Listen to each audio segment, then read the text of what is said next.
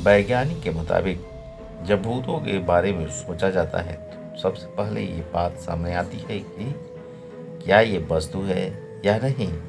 क्या वो दरवाजे को खुद खोल या बंद कर सकते हैं? क्या भूत एक कमरे से कोई चीज़ दूसरे कमरे में फेंक सकते हैं? भूतों से जुड़े इन चीज़ों को लेकर कई तरह के विवाद है। अगर आप तार्किक तौर पर भौतिकी की फार्मूले से देखें तो सवाल ये उठता है कि अगर भूत इंसानी आत्माएं हैं तो वो कपड़ों से क्यों दिखती हैं? उनके हाथों में डंडे, टोपी और कपड़े क्यों रहते हैं? ये सब बातें हैं जो भूतों को पकड़ने या मारने वाली यानी घोस्ट हंटर्स कई तरह के तरीके अपनाते हैं। भूतों आत्माओं की मौजूदगी का पता लगाने के लिए वो वैज्ञानिक तरीकों का भी इस्तेमाल में लाते हैं। भूतों को देखने और उनकी मौजूदगी जांचने के लिए अत्याधुनिक मशीनों का सहारा लिया जाता है। इन मशीनों से में सबसे ज़्यादा प्रचलित है Geiger counters, electromagnetic field detectors, ion detectors, infrared camera और सेंसिटिव माइक्रोफोन। लेकिन आज तक इनमें से किसी भी यंत्रों के इस्तेमाल से भूतों को सही से पकड़ा या देखा नहीं गया है। सदियों से ऐसा माना जाता है कि भूतों की मौजूदगी में आग की लपट नीली हो जाती है, लेकिन एलपीजी गैस में ज़्यादातर नीली रोशनी ही निकलती है।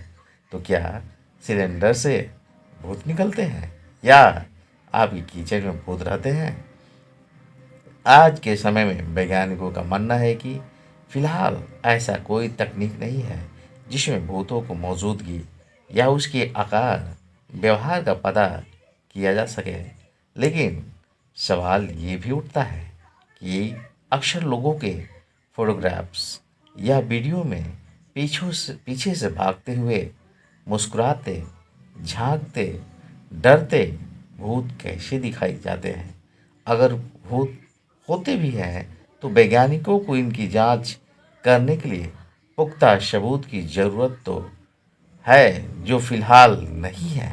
महान वैज्ञानिक अल्बर्ट आइंस्टीन ने भी भूतों की मौजूदगी पर आधुनिक फिजिक्स की एक थ्योरी दी थी, जिसमें थर्मोडायनेमिक्स का पहला नियम कहते हैं कि इस नियम के मुताबिक ऊर्जा न तो बनाई जा सकती है और न ही बिगाड़ी जा सकती है।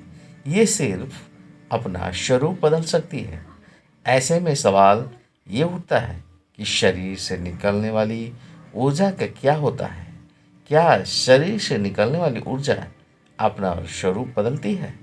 क्या मरने के बाद शरीर की ऊर्जा खत्म हो जाती है या फिर कहीं और चली जाती है? हालांकि आपको अल्बर्ट आइंस्टीन की किसी जटिल थ्योरी में उलझने की जरूरत नहीं है। इसका जवाब एकदम सामान्य है।